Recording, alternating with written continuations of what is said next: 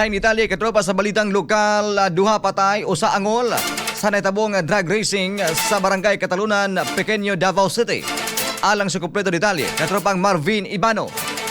XFM Report. Dead on the spot ang duha ka individual. Human kini maangin sa nahitabong drag racing sa Davao Bukidnon Road sa may bahing Barangay Katalunan, Pequeño Davao City. Pasado alas 2 kadlawon ning milabayng adlaw. Gila sa Davao City Police Office ang mga namatay nga sila si Lovely Kim Estrera Cadayona, 27 anyos, lalaki nga taga San Pedro Extension, Davao City, samtang ang angkas niini gila nga si Angel Isidro. Subay sa inisyal nga investigasyon sa Balyok Police Station, sakay matud pa ang mga biktima sa usa ka motoposh nga motor. Dihang nangalagput og nangalambus kini sa kalsada, human madumbulan sa nipaharurot nga Suzuki Raider nga motor. Maneho sa usa ka 19 anyos nga lalaki, kinsa na sayrang naggrabihan sab sa panghitabo ug kasamtangang naka-confine sa ospital. Sa kakusog sa impact, nadumbulan sab sa mga biktima ang gisundan niining Yamaha nga motor, kansang driver niini misibat ug gipanawagan nga makig-alayon sa nagpadayong investigasyon. Sa interview sab sa XFM Davao kang Barangay Katalunan Pequeño Kagawad Dario Dano, gibutyag nga igo lang nagsundo ang naisgutang nakabsan nga driver ngadto sa angkas niini, dihang nisangko sa trahedya ang ilang biyahe pauli. Nagpadayon ang koordinasyon sa kapulisan ngadto sa lokal nga mga barangay officials ug duol nga mga establishmento alang sa posibleng CCTV footages ug statements nga makatabang sa nagpadayong investigasyon ug pagsuta sa posibleng may tulubagon sa panghitabo. Nanawagan sab ang kapulisan ngadto sa mga dunay dashcams o CCTV footage nga nakakapture sa insidente nga makig-alayon sa kapulisan isip tabang na sab kini sa paghatag og hustisya ngadto sa mga nabiktima. Mga katropa, aron kanunay kitang healthy, mag-Xanthone Vitamin C. Katropa mo sa balita sa Davao City, Marvin Ibano, XFM News. Xanthone Plus Herbal Soap para sa maputi nga pani, mahamis nga kutis. Xanthone Plus Herbal Soap.